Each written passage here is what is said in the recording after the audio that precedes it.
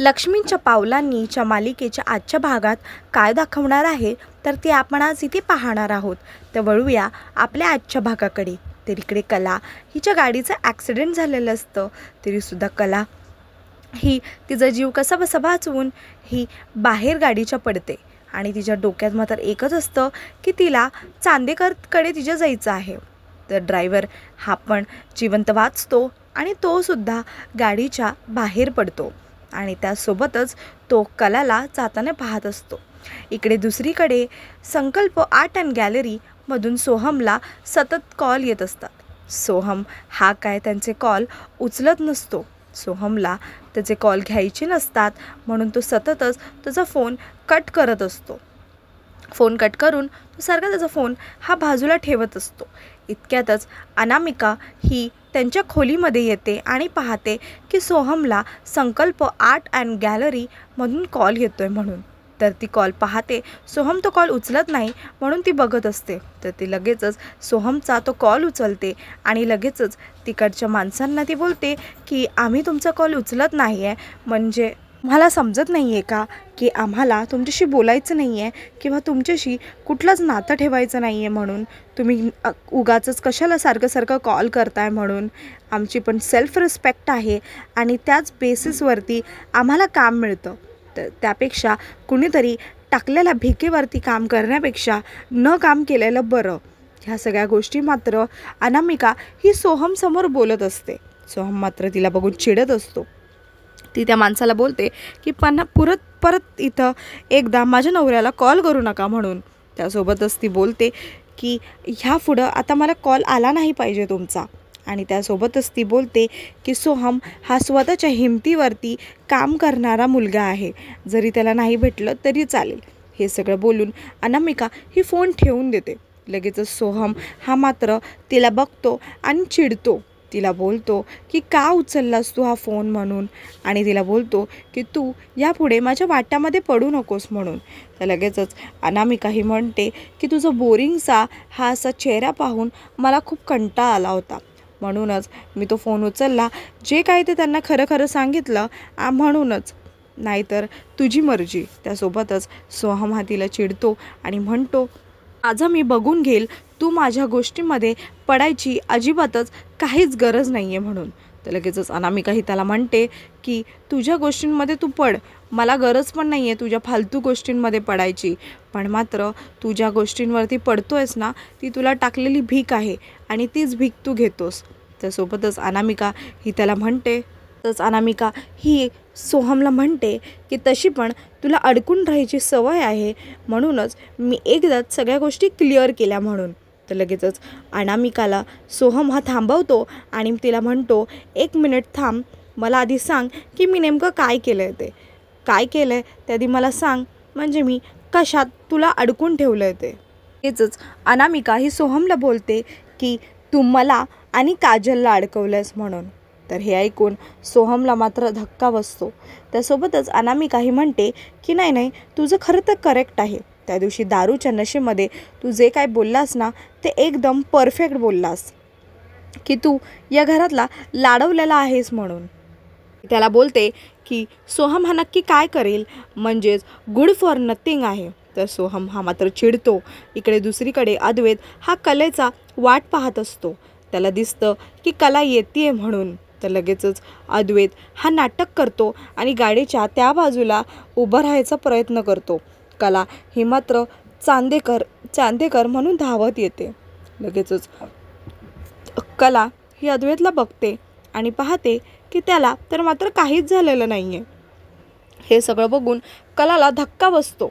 त्यासोबतच कला ही अद्वैतवर चिडते आणि त्याला बोलते की ही कुठली मस्करी झाली चांदेकर, ही मस्करी करायची वेळ आहे का, मी एकतर तुझ्यापर्यंत कशी पोचली आहे हे मलाच माहिती आहे म्हणून।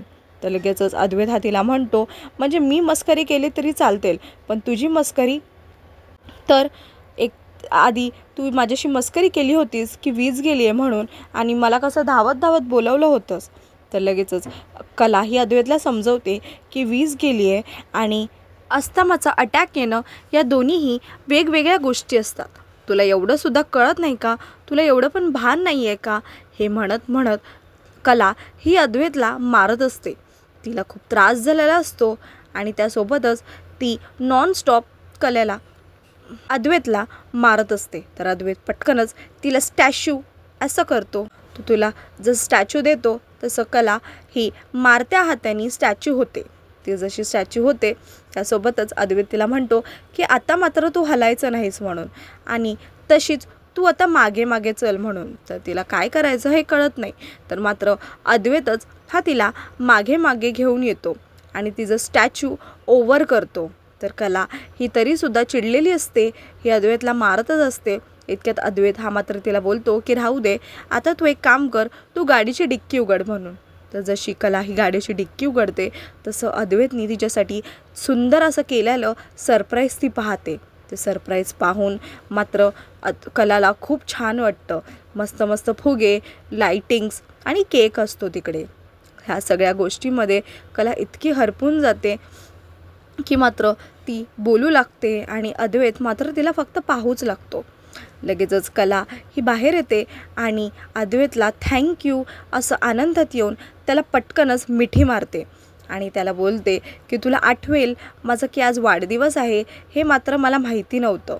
असं पाहत पाहत अद्वैतसुद्धा हा तिलाच पाहत असतो. तो सुद्धा तिच्यामध्ये हरपून गेलेला असतो. दुसरीकडे अनामिका आणि सोहमचं भांडण झालेलं असतं. अनामिका त्याला बोलते की तुझ्यासारखी मुलं हे मला चांगलीच माहिती आहेत.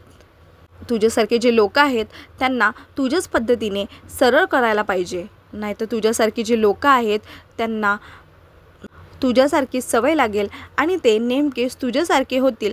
That is good for nothing. तर सोहम हा मात्र तिच्यावर चिडतो आणि तिला बोलतो हे बघ, मला जरी हे काम रेकमेंडेशननी मिळालं असलं तरीसुद्धा हे जे पूर्ण काम आहे ते मी फक्त आणि फक्त माझ्या स्वतःच्या टॅलेंटवर पूर्ण केलं आहे. माझा टॅलेंट खूप मोठा आहे माझ्यासाठी, रेकमेंडेशन नाही. त्यासोबतच अनामिका ही मात्र त्याला बोलते की कुठला टॅलेंटचं टी तरी येतं का तुला म्हणून. म्हणे टॅलेंट म्हणे दुसरीचा मुलगा सुद्धा या सगळ्या गोष्टी करून दाखवेल. तुझं टॅलेंट हे तू मात्र मला सांगू नकोस, कारण तुझं टॅलेंटची तुला स्पेलिंग तरी येते का, आधी तू हे लक्षात घे म्हणून. हे सगळं ऐकून मात्र सोहम खूपच चिडतो आणि अनामिकाला बोलतो की तू मात्र मला सांगू नको की मला काय करायचं आहे ते. आणि त्यासोबतच तो तिला बोर्ड दाखवतो. त्याला काय बोलायचं सुचत नाही. लगेचच तो आजूबाजूला जितके पण त्याचे पेंटिंग्स असतात तो तिच्यासमोर आणून ठेवतो आणि तिला प्रत्येक पेंटिंग हा दाखवतो आणि तिला सांगतो की हे जे सगळे पेंटिंग आहेत ना, हे सगळे पेंटिंग हे मी केले आहेत. हे सगळं कलाकारी ही माझी आहे आणि ह्या सगळ्या गोष्टी ह्या दुसरीच्या मुलांना जमणार आहे का. तू मला सांगू नकोस की मला काय करायचं आहे आणि काय ते. उगीचच माझ्या डोक्यामध्ये जाऊ नकोस. बरोबर तो तिला सांगतो की हे सगळे जे पेंटिंग्स आहेत हे दुसरी त्या मुलाला जमणार नाही. हे सगळं करायला टॅलेंट लागतो आणि हे टॅलेंटनेच जमतं. हे असं कोणालाही सरळ करून जमणार नाही ते. बरोबर सोहम हा तिला बोलतो की कधीतरी स्वतःच्या नवऱ्याचं कौतुक करायला शिक, दरवेळी फक्त घुसमट्या काढायची. आणि त्याचबरोबर तो तिला बोलतो की जरी तू त्या काजलचा विषय काढत असली तरी त्या काजलला कौतुक होतं माझं. ती प्रत्येक गोष्टीमध्ये माझ्या प्रत्येक पेंटीवरती कौतुक करायची ती माझं.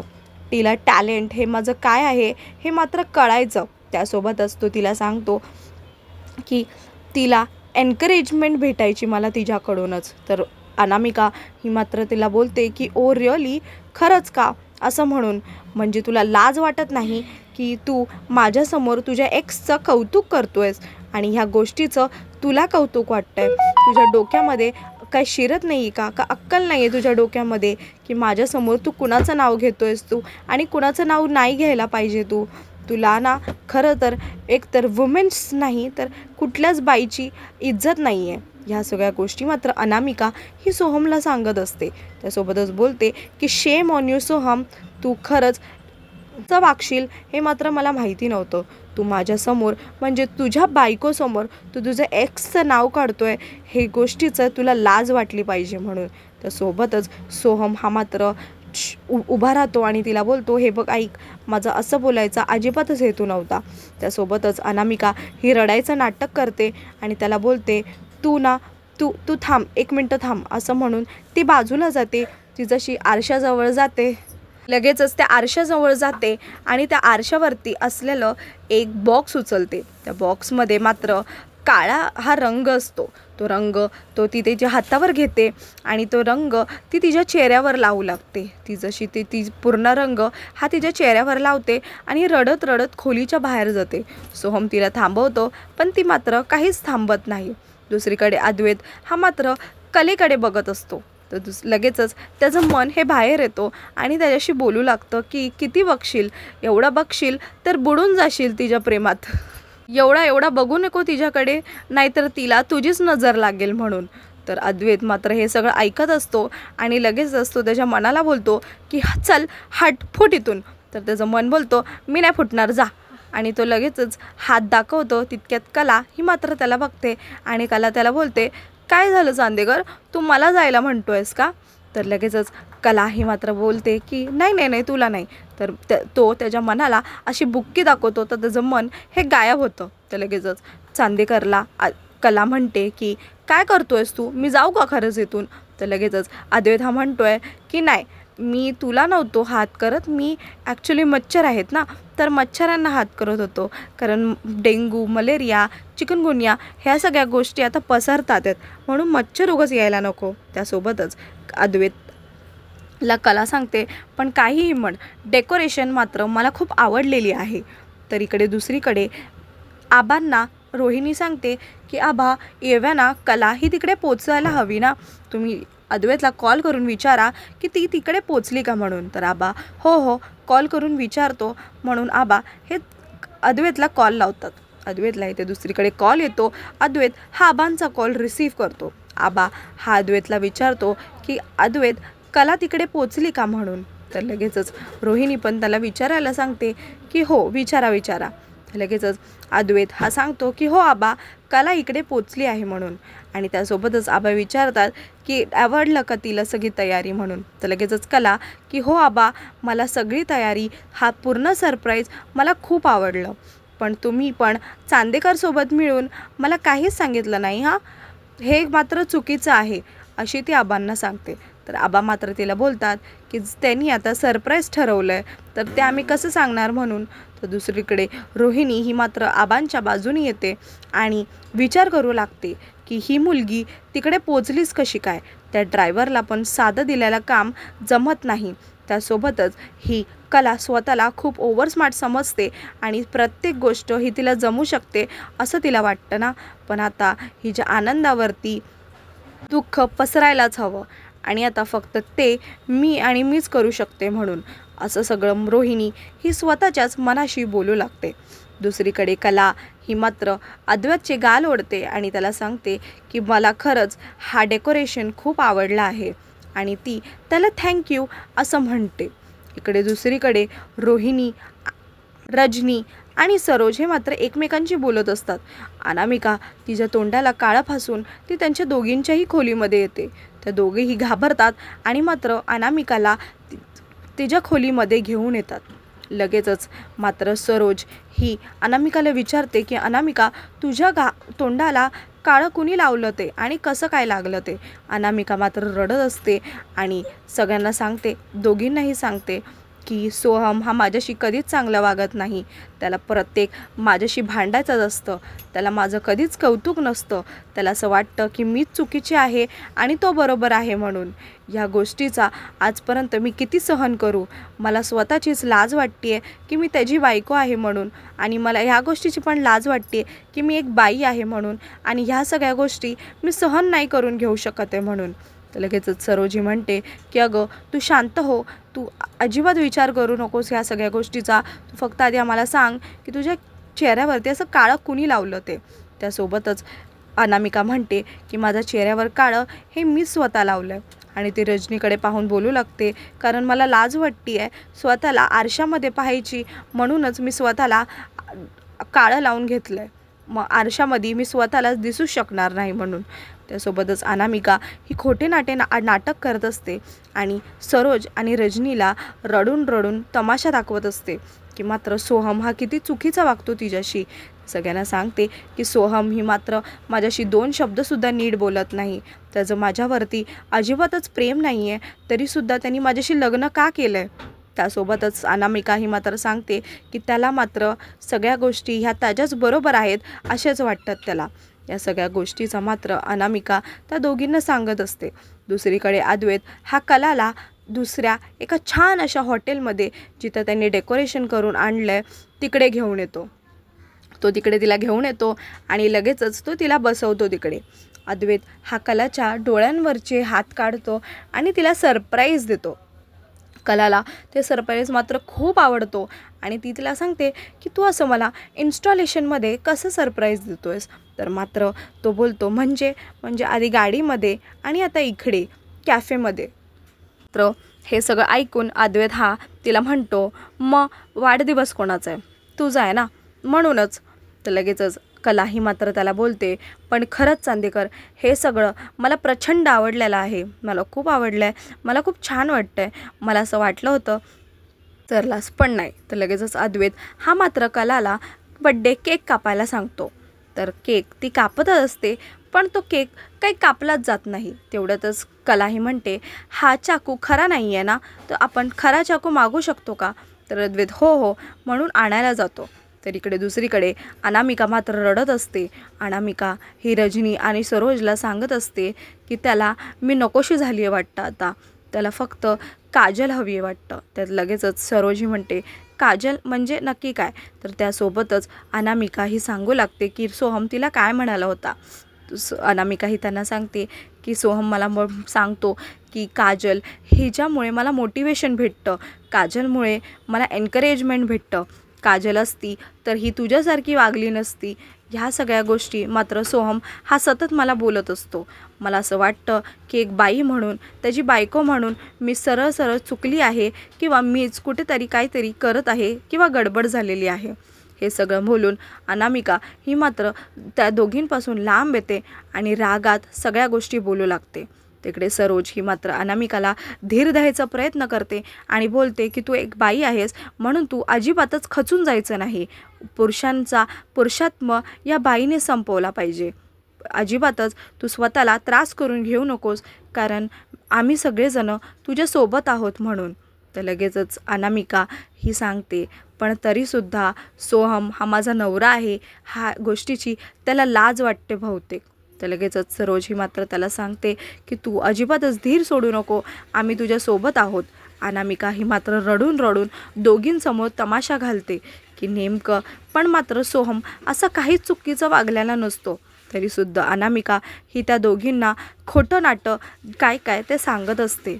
तर मात्र रजनी ही तिकडे बाजूला उभी असते. तर तू बोलते की जर आपला नवरा चुकला तर आपण कसं त्याला सांभाळून घ्यायचं, या सगळ्या गोष्टी रजनी ही अनामिकाला सांगत असते आणि सरोज पण तिला तसाच धीर देत असते.